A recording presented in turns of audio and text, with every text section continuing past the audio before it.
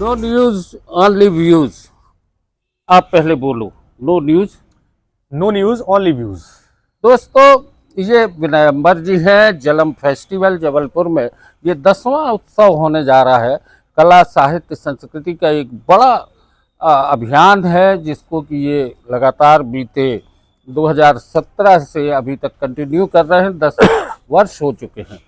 जलम festival की शुरुआत जो हुई थी, उसका कहीं न कहीं कोई रूपरेखा तय की गई होगी। क्या आपके मन में विचार था? वो समय 17 वाला समय ऐसा था कि हम तमाम शहरों में घूम रहे थे, लोग हमें बुला रहे थे और हम देख रहे थे कि तमाम तरह के फेस्टिवल्स ऑर्गेनाइज हो रहे हैं। थिएटर ज़्यादा हो रहा था, थिएटर के फेस्टिवल बहुत ज़्यादा था। आर्ट कैंप होते थे, लिटरेरी फेस्टिवल में तमाम तरह के कविता पाठों के प्रोग्राम हो रहे थे, तमाम दुनिया भर के। लेकिन ऐसा कोई समग्र रूप नहीं था जिसमें सारी कला भाषाएं एक साथ बात कर सकें, एक साथ आ सकें।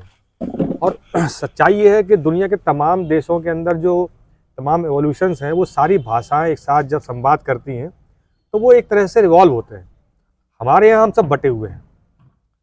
चित्रकार को पढ़ने का कोई शौक नहीं है, न वो पढ़ना चाहता है।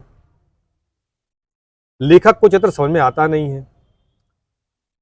संगीतकार को अपने राग रागनियों के गीतों से मतलब है, उसको चित्र की उस भाषा से मतलब है, न साहित्य की भाषा से मतलब है।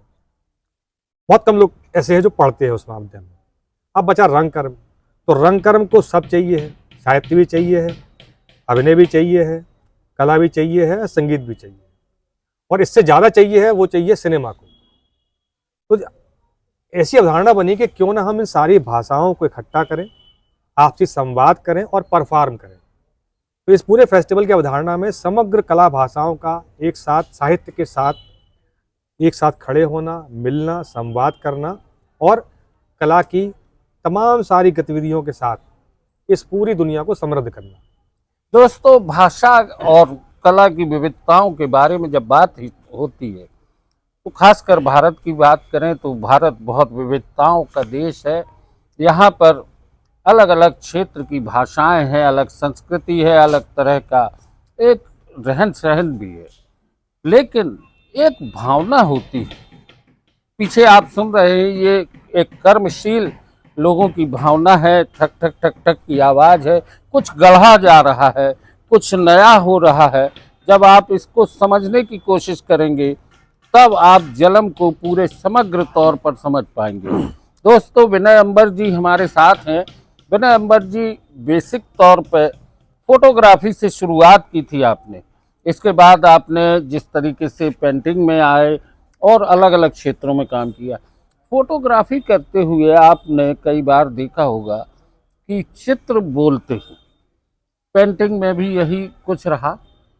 तो ये पेंटिंग से आप जब इस पे आते हैं, कला साहित्य संस्कृति की विविध धाराओं पे, वायलिन भी एक आपका शौक रहा है, संगीत से भी जुड़े रहे, तो इस पूरी समग्रता को जब समेटते हैं, तो आपको क्या लगता है कि इतने वर्षों में जो आपने फेस्टिवल किए, उनका सार कहीं कुछ निकल रहा है? सच्चाई ये है कि हमको शुरू से ही पेंटिंग करना थी, लेकिन पेंटिंग करने के लिए दुनिया को जानना बहुत ज़रूरी है। सिर्फ एक महाविद्यालय में, कला महाविद्यालय में पढ़ के आप कला की दुनिया को ना समझ सकते हैं, ना जान सकते हैं, ना सर्वाइव कर सकते हैं, क्योंकि दुनिया में बहुत कुछ रचा जा चुका है। और इस रचनाशीलता में हर देश की, हर प्रांत की, हर शहर की अपनी सामाजिकता, उसका अपना आर्थिक पक्ष, उसका राजनीतिक पक्ष, उसका दर्शन, इस सब समग्रता में काम करता है कला की दुनिया, हर हर कला की भाषा में। तो चूंकि ये काम करना था, इसलिए पत्रकारिता ज्वाइन करी। अखबार में सबसे पहले शुरुआत फोटोग्राफी से की, फोटो जर्नलिस्ट के तौर पे की। और बहुत कम लोगों को मालूम है कि एक समय के बाद हम पूर्णतः पत्रकारिता में भी आए। हमने दिल्ली में पत्रकारिता भी फ्रीलांस किया। और ये सब करते हुए मैं लगातार इसलिए कर रहा था कि तमाम कला की दुनिया को जाना समझा जाए। लेखक, कला लेखक कौन है, गैलरी का क्या काम है, गैलरी में कैसे जाना है, पेंटिंग किस तरह की होना चाहिए, क्या आपकी भाषा है, आपको अपनी भाषा बनाना है। वो भाषा बनाने के लिए वैसे कहाँ से लाओगे, तो समाज में जाना पड़ेगा। पेंटिंग करते करते करते करते एक मूवमेंट में भी गए। मेधा पाटकर के साथ लंबे समय तक नर्मदा बचाओ आंदोलन में काम किया, प्रगतिशील आंदोलन में भी काम किया। ये सब करते हुए जिस दिन मेरा BFA कंप्लीट हुआ, उस दिन मैंने सारी पत्रकारिता और फोटोग्राफी से अपने आप को अलग कर लिया और पूर्णतः एक चित्रकार के रूप में काम शुरू किया। इस बीच बहुत अध्ययन किया, तमाम रिसर्च किए हैं, क्योंकि मैंने बचपन से संगीत सीखा है। तो सवाल यही हुआ कि आपने बोला ना कि भाषाएं समृद्ध कैसे करती हैं, तो जब मैंने संगीत सीखा तो मुझे संगीत से लय मिली। जब मैंने कैमरा चलाया तो मुझे कैमरे से लाइट और कंपोजिशन मिला। जब मैंने पत्रकारिता की तो मुझे विश्लेषण आया। जब मैंने साहित्य पढ़ा तो कल्पना बहुत प्रज्वलित हुई, बड़ी हुई, जली, आग लगी उसके अंदर। तो इस तरह से हर चीज़ जोड़ते एक बड़ा सा फॉर्म बना जो मेरी अपनी कला की दुनिया है। और मैं जब काम करता हूँ तो मेरी कोशिश ये रहती है कि मैं ये जो बाजार की दुनिया है इससे बचा रहूँ और एक मनुष्यता के पक्ष में काम करता रहूँ। और ये फेस्टिवल की भी गणना यही है कि ये मनुष्यता के पक्ष में काम करता है। बाजार जो है वो आज हर जगह बहुत तेजी से प्रवेश कर रहा है। बाजार आपको प्रभावित करता है, बाजार आपको ऑफर देता है। कला, साहित्य, संस्कृति में भी कुछ इस तरीके की स्थितियां महानगरों में देखने में आती हैं। आप उससे अपने आप को किस तरह से बचा पाएंगे? बाजार में जाना चाहिए, मगर अपनी शर्त में जाना चाहिए। आप अगर अपनी शर्त से जा रहे हो तो आप कभी हारेंगे नहीं, और आप उनकी शर्त में जा रहे हो तो हमेशा हार का ही सामना दिखना पड़ेगा। आप कहीं ना कहीं समझौता करेंगे अपने काम के साथ, क्योंकि अगर आपका पेंटिंग बहुत बड़ी तादाद में बिकना शुरू करेंगे तो वो आपसे बोलेंगे आपको यही बनाना है क्योंकि यही बिकता है। और हमारे अंदर, हमारी जीवशा में वो चीज़ है नहीं। हम तो जो हमें अच्छा लगता है हम वो बनाते हैं। हाँ, ये अलग बात है कि हमारी अपनी भाषा है, उसका अपना एक सिस्टम है, उसका विज्ञान है, उसकी एक पूरी प्रोसेस है, लेकिन हम बाजार में अपनी शर्तों पे हैं। दोस्तों, दुनिया में बहुत कुछ रचा जा रहा है और बहुत कुछ रचने की स्थितियां भी हैं। और आपको हम एक चीज बता दें, पेड़ हार नहीं मानते, अंकुरित होते रहते हैं, पल्लवित होते रहते हैं। कला में भी ऐसी ही कुछ स्थितियां सामने आती हैं। झेलम फेस्टिवल में इस बार कुछ खास क्या किया? झेलम में खास ये है कि झेलम में इस बार देश के तमाम कला महाविद्यालयों के 60 स्टूडेंट्स, बच्चे आए, कला छात्र आए हैं। और महत्वपूर्ण ये है कि शांति निकेतन के एक बड़े नामवर अध्यापक कुमार जसाकिया जी उस वर्कशॉप को लेने आए हैं। ये जबलपुर के लिए और झेलम के लिए बड़ी उपलब्धि है। और ये 60 बच्चे मिलके एक 20x16 का पेंटिंग तैयार करेंगे, जो अलग अलग फ्रेम में तैयार करेंगे और असेंबल होगा तब वो एक दिखेगा। दूसरा, एक बड़े कला इतिहासकार, कला समीक्षक, कला लेखक आए हैं जिनका नाम है जॉनी एमएल। उसके अलावा हमारे पास जो तमाम सारी और जो एक बहुत नामचीन आर्टिस्ट हमारे साथ जुड़ रहे हैं इस वक्त, जो बहुत बुजुर्ग हैं, और उन्होंने हमें कहा कि हम यहाँ आना चाहते हैं, हमें कुछ नहीं चाहिए। सिद्धार्थ ओह, बड़ा नाम है।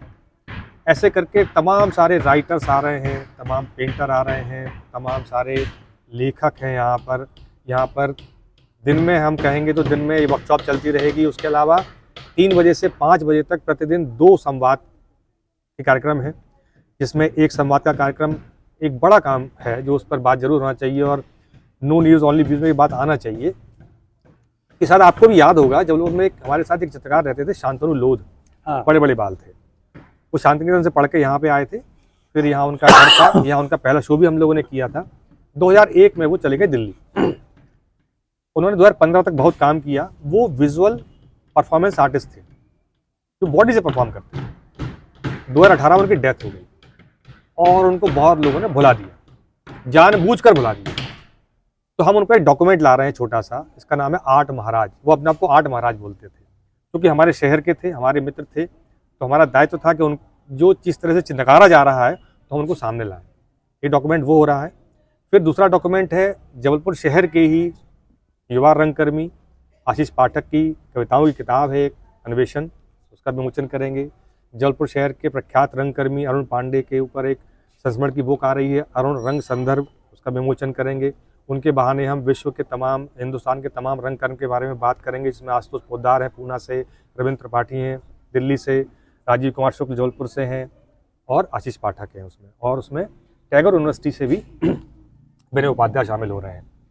उसके अलावा हम कला पर जो बात करने जा रहे हैं वो आर्ट महाराजा पर्व के बहाने, उसमें जॉनी एमएल हैं और मैं, हम आपस में बात करेंगे कि जॉनी भी उनके दोस्त थे और मैं भी उनका दोस्त था। फिर लास्ट में हम एक और किताब ला रहे हैं, जलम वार्षिकी, उसका विमोचन करेंगे यहाँ पर। और एक जो बड़ा टॉक है उसके अंदर कुमार जसाकिया का भी एक टॉक है। हिम्मत शाह जो एक बड़े स्कल्प्टर रहे हैं, उनकी डेथ हो चुकी है पिछले साल, उन पर एक फिल्म दिखा रहे हैं। और उस फिल्म को बनाने वाले जो फिल्मकार हैं रवि शेखर, वो यहाँ आ चुके हैं। अविनाश दास भी हमारे फेस्टिवल में आ रहे हैं मुंबई से, बड़े फिल्म मेकर हैं, चर्चित फिल्म है उनकी। इस तरह से पूरे देश से लोग प्रेम से, विश्वास से, जलम पर विश्वास करके आ रहे हैं। मतलब कोई अगर आपसे ये कह दे मुंबई से कि विनय आप कॉरपोरेट नहीं हैं, हम जानते हैं, हम आ रहे हैं, आप चिंता नहीं करें, तो ये इससे बड़ी उपलब्धि या इससे बड़ा विश्वास बनाना मुझे लगता है, और क्या कह सकते हैं उसके बारे में। दोस्तों, यही जलम की खासियत है। और आपको इसलिए भी बता दें कि ये जलम एक तरीके से कला महाकुंभ है। वैसा कुंभ ना बोले कि 2025 का पहला कुंभ जिसमें कि भगदड़ मची थी। यहाँ पे विचारों में बहुत कुछ होना है, विचारों का मंथन होना है। यहाँ से भी कोई अमृत निकलेगा, कोई ऐसी चीज़ निकलेगी जो कहीं ना कहीं कला, साहित्य, संस्कृति के साथ ही वैचारिक रूप से एक नए भारत के निर्माण का संकल्प बन सकती है। विनय अंबर जी से एक बात छोटी छूट गई थी, इसमें 4 इत्यादि सम्मान दिए जाते हैं। जो पहला सम्मान है वो है ब्रह्मस्वरूप केला इत्यादि सम्मान, जो जयपुर के युवा क्लासिकल वोकलिस्ट हैं उल्लास पुरोहित को जा रहा है। दूसरा पुरस्कार जो है राधेश्याम अग्रवाल स्मृति इत्यादि सम्मान, वो युवा चित्रकार को ले जा रहा है, वो जा रहा है वंदना कुमारी दिल्ली को। और गजनीश वैद्या अपने शहर के रंगकर्मी थे, उन पर, उनके नाम पर जो सम्मान है वो 11,000 रुपये का सम्मान होता है, लेकिन वो जाता है एक युवा रंग निर्देशक को, जो है सौरभ नैयर। और एक अवार्ड है स्टूडेंट अवार्ड हरि भटनागर जी के नाम से, वो प्रदेश के किसी एक छात्र को जाता है, और वो जा रहा है इस बार अश्विनी सरोज जबलपुर। तो दोस्तों, ये इस तरीके से आज हमने आपसे चर्चा की जलम फेस्टिवल को लेकर। और विनय भाई के लिए हम बहुत बहुत धन्यवाद देते हैं कि आप इस तरीके का काम कर रहे हैं और बाजार के बीच में घुसकर अपनी एक नई पहचान के साथ खड़े हो रहे हैं। और यही हौसला है जिसे हम कहते हैं कि कला, साहित्य, संस्कृति आपको जीवन का एक ऐसा मार्ग देती है जहां आप जूझते हैं, ठीक उसी तरह जैसे नर्मदा विपरीत स्थितियों में प्रवाहित होती है और गढ़ देती है अपने तरह का एक नया इतिहास। बहुत बहुत धन्यवाद।